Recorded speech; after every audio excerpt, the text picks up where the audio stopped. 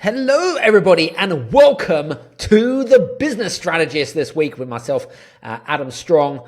And today we're going to be talking about the 5 innovative ways that we are building engaged leads in our business for exponential growth.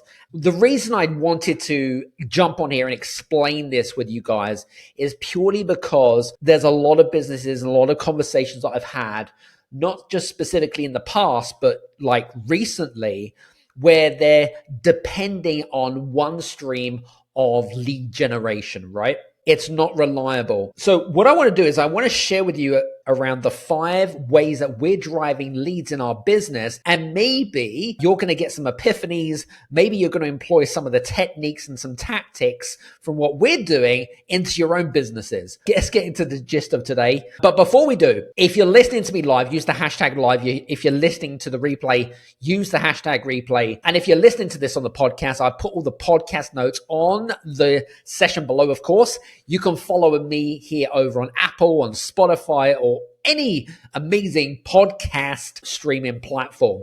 So let's talk about leads, but more importantly, let's talk about what a lead is, all right? A lead is effectively someone that has an interest in you or interest in your business.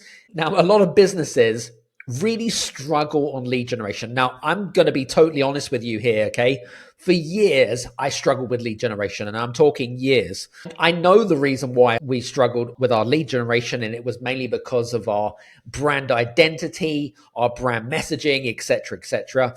But marketing is changing all the time, right? So what worked 10 years ago doesn't work now. I can guarantee you that. What worked 4 years ago does not work now. And it's interesting because over the last 4 years, I've been absolutely obsessed with marketing and understanding marketing, but more importantly, how to increase conversations, how to kind of take those conversations and turn them into paying clients effectively or sales. I want to kind of like share some stories, but I also want to share some techniques and tactics about what you could do to employ in your business. This video is for those of you guys that are running consultancies, advisories, firms, law firms, for example, agencies, anyone within professional services, because what I've found in working in the professional services industry is that they depend on one source of lead generation.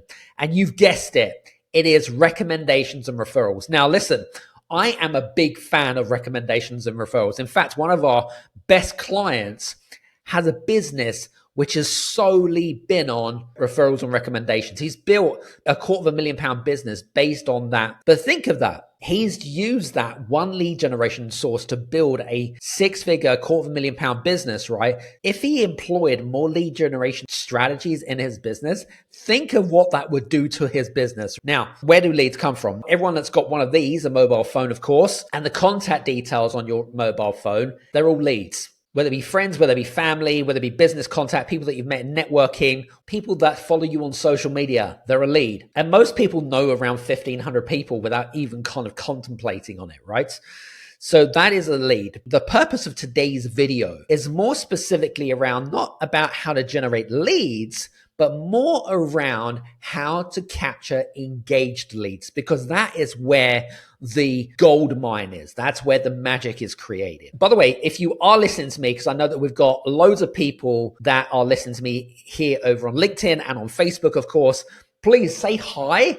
I don't bite, I promise. And for you guys that are listening on the podcast, if anything resonates with you, feel free to reach out to me. I'll be happy to go into this a little bit more in depth and detail and help you with your own lead generation techniques. So we've talked about leads. We've talked about the big problem. Now I use an analogy here, okay? Around 20 years ago, actually, I was working in the health and fitness industry. I worked as a biomechanics coach, high performance coach, and helping with injuries. The gym that I was working at the time, which was highly respectable, amazing gym, loved it to bits. Now, the big problem was that we were depending on new member enrollment. So new members that would come in, they would get a new membership, and as part of the package, we would offer them a free personal training session. But also, we would depend on walking around and just talking to people, building a connection. If someone was doing something incorrect, like an incorrect technique or whatever it is, we'd offer advice and support. And it was a great source of lead generation. It was the only source. This is where I kind of didn't need to know about marketing because it was kind of given to me on the plate, right? And it's the same with a lot of people that run agencies and firms and consultancies, is that referrals and recommendations are the best source. If you're recommended by other people, it's 10 times more powerful than it is to go promote yourself, right, on social media or whatever it is. It's so much more easier when people introduce you and they champion you and they believe in you, because if you tell someone else about it, it's a great thing. What I want to do is I want to share with you guys 5 different lead generation techniques that we're using in our business right now that's really, really working for us. And I would highly recommend that you employ one or more techniques, or if you have a technique of your own that you're doing that you want to share, please post below, because we're in a sharing community. We'd love to share. So let's jump into the first one. So the first one that is really working for us is creating organic content. All right.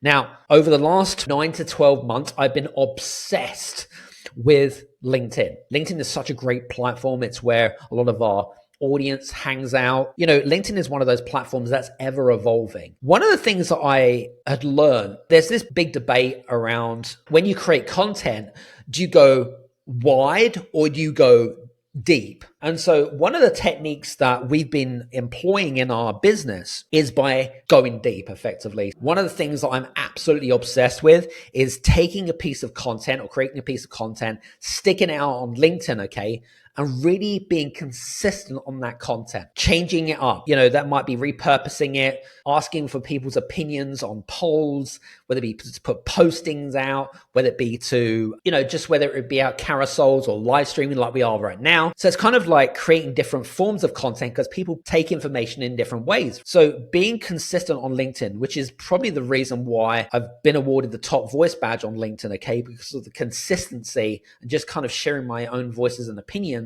What might work for me might not work for you. And this is the reason why we're here. Creating content. So one of the things that I love to employ, especially if you're really time poor, so a lot of ambitious leaders that are not full-time content creators, I'm not, I run businesses, but to go deep on one particular platform and be consistent on that platform. And then once you've really learned the ropes and really kind of, you know, driven some great conversations and seen some massive engagement, and you can check out some great analytics, then you can move on to the next platform and then test on another platform. Or it's entirely up to you, depending on what your resources are. If you've got good resources and you've got a bit more time on your hand, you can go what we call wide. Basically means is that you would take that one piece of content and you would effectively repurpose it for that particular platform, whether it be on X or Twitter, whatever you want to call it, whether it be on Instagram, whether it be on Facebook, TikTok, whatever it might be. But effectively is to get that one piece of content and to get it out onto all platforms. That way, you're throwing a bigger net and capturing a much bigger audience. Then you'll see some astronomical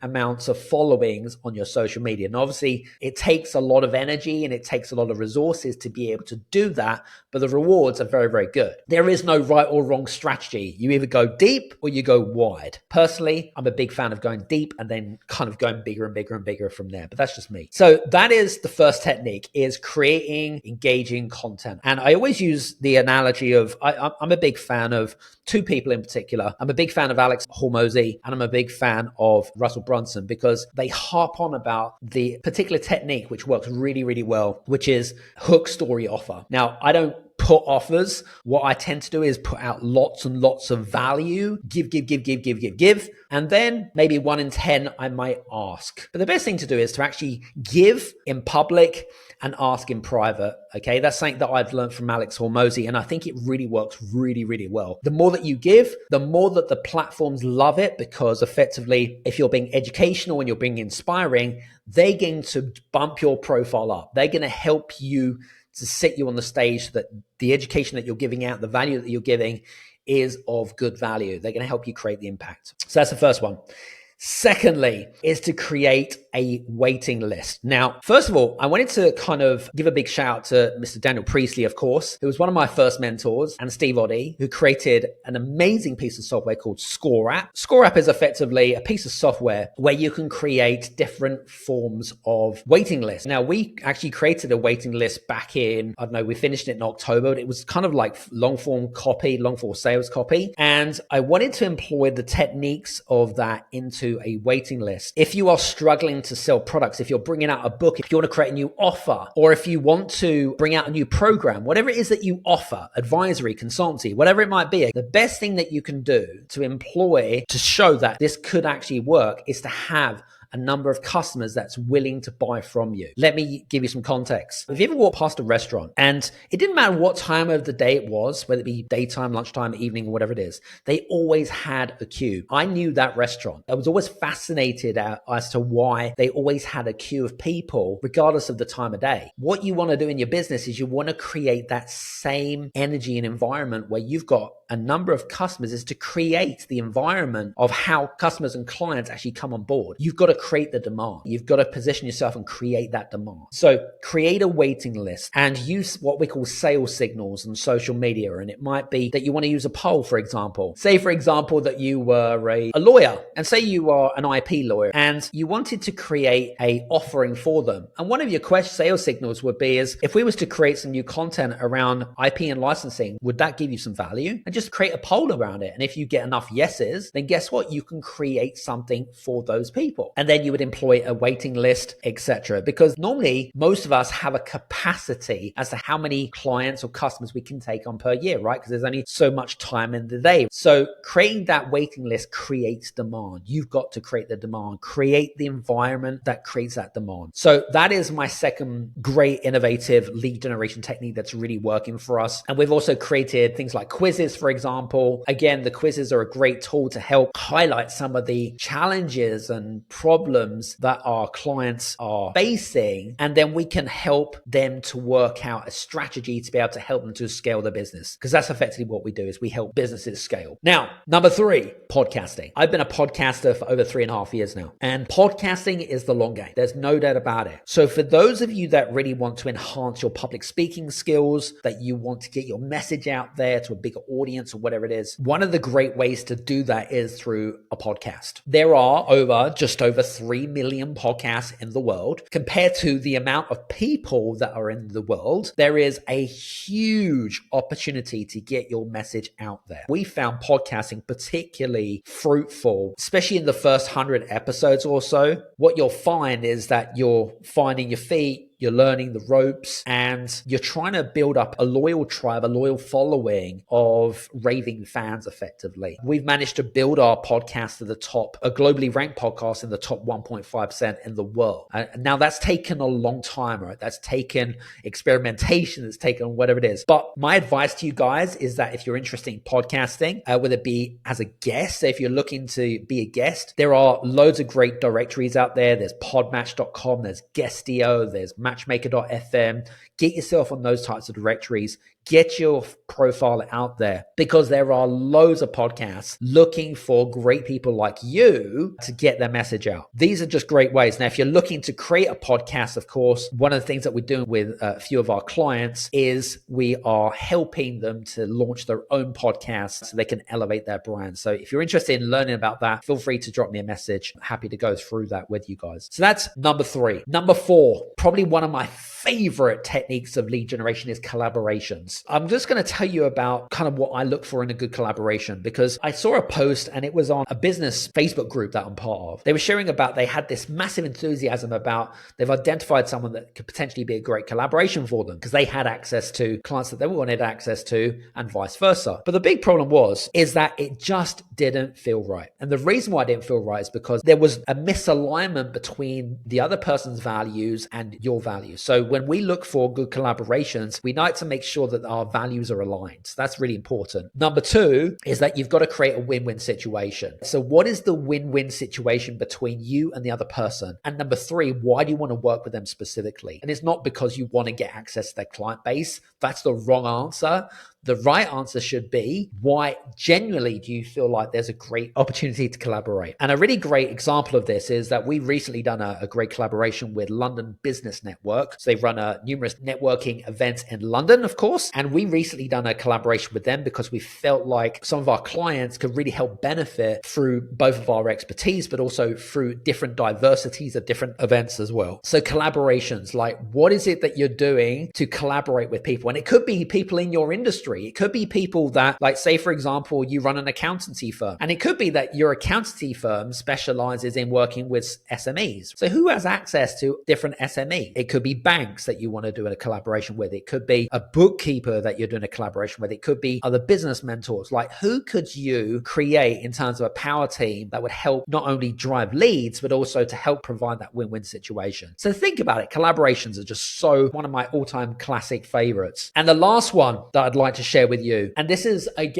something that we've been doing. We did this actually on an experiment, a complete experiment, actually. Interestingly enough, it's become one of my favorite ways to generate leads, but more importantly, the relationships and the conversations are just off the chart. And that is through networking dinners. We're in a relationship business. Like most of you guys that are listening in right now, you're in the relationships business because one of the things to generate leads is to build relationships first. Become a friend of a friend. So that's what you want to do. You want to be someone's friend. Listen with empathy and listen for different pain points and things like that. One of the things that we did last year it was a complete experiment, by the way, is I launched a networking dinner. And the first one that we did was in Mayfair in London. So high prestigious, great venue. I think we had around 12 people or 10 people at the dinner, and the conversations were just off the chart. Like, it was a safe space for us to be able to share our darkest secrets, what we're looking for, etc. But it was just a great trust building exercise, and it helped people to really open up, and just the value of conversations was just off the chart, as well as have fun and as well as being entertaining at the same time. It just proves so much great value. Like, for example, next week on an ad hoc basis,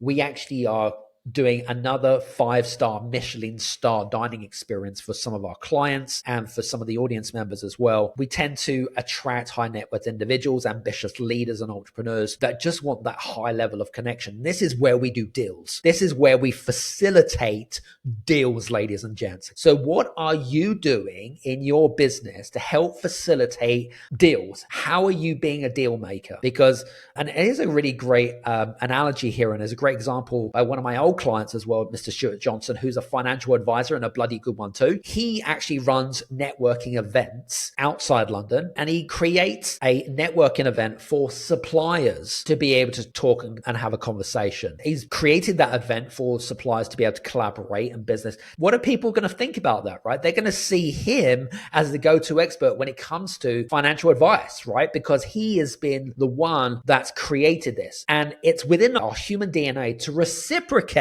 Because if you add value, if you give, generally, internally, we want to reciprocate. We want to help others. So you want to be in a position where you'll give without expecting a return, of course. And eventually what's going to happen is that they will ask you, they will come to you and they will ask you. And that's what I found is really, really important here. These are the 5 ways, basically, ladies and gents. Listen, I hope that this is kind of really helping you, give you some context, give you some ideas about how you can generate some new leads or engage leads, should we say, in your business. And these are just 5 ways that we're doing in our own business with ourselves that's really working. So let's just summarize what we've talked about today. So number 1, we talked about creating content. I spoke a lot about we go deep rather than wide. So creating engaging content on a consistent daily basis. That's my challenge to you guys, right? If you're not on social media, if you're not creating content on a daily basis, you're doing yourselves injustice, right? Educate and inspire your audience. That's really, really important. Secondly, create a wait list. And I mentioned Dan Priestley and Steve Oddie, who created Score App, and we use Score App to create quizzes and to create wait lists for our programs and also to create a demand. What we'll do is we'll make sure that we'll put a link to Score App on our referral link. And I think you get like 15 days or 30 days to play around with it. It's a great piece of kit. They've also embedded some great AI in there as well to help you. Third thing, podcasting. Podcasting is a great way to get your voice and your message out there, create some impact. But remember, it is the long game with podcasting. But the great thing about podcasting is that you can repurpose your podcast and turn it into many different forms of content, whether it be video, whether it be audio, whether it be written content, blogs, transcripts, you name it, you can do it. And there's some great pieces of kit out there, including things like Descript, for example, and even some hosting platforms, podcasting hosting platforms, where you can automatically use AI tools to help you save time. Fourth one, collaborations, seeking collaborations with people that align to your core values and providing a win-win environment. And my fifth one was networking dinners. So in fact, I want to kind of give some context here because I was working in the health and well-being, corporate health and well-being industry. And one of the ways in which we did to create a networking setting is through lunch and learn sessions to help create an environment for your potential audience members. You're driving engagement, right? You're driving conversations, you're facilitating, you're facilitating the benefit for other people, right? But at the same time, you're creating reciprocity, which is effectively reciprocating, and that's within our DNA. That is our human DNA. We will want to reciprocate if you'll give. That is a summary of today's episode. I hope that you've enjoyed today. For you guys that have enjoyed today, please do me a big favor. Reach out to me and just say hi. Even if you're listening to me here on LinkedIn or on Facebook, of course, I would love to hear from you guys. What lead generation technique are you going to use in your business? But also, if there is a technique that you're using that no one knows about, feel free to share. Post below. I want to hear from you guys. Anyway, enough from me. Thanks so much for listening in. If you're listening to this on the podcast, on the Business Strategist, amazing. I'd love to see you back and hopefully we'll see you soon. Take care. Be you soon. Cheers now.